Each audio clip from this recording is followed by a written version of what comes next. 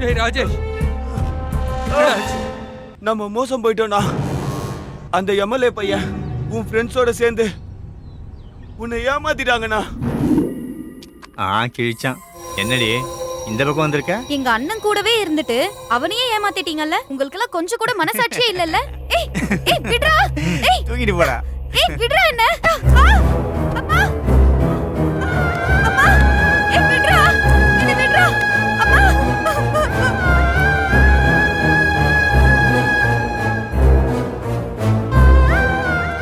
என்னம்மா ஆச்சு? ஏன் ஒரு மாதிரி இருக்க? கொஞ்சம் தலை வலிக்குதுமா. உன்னோட தங்கச்சி செத்து போனதுக்கு காரணம் உன்னோட ஃப்ரெண்ட்ஸ் எல்லாம் சேர்த்து தான் கெடுத்துட்டாங்கண்ணே.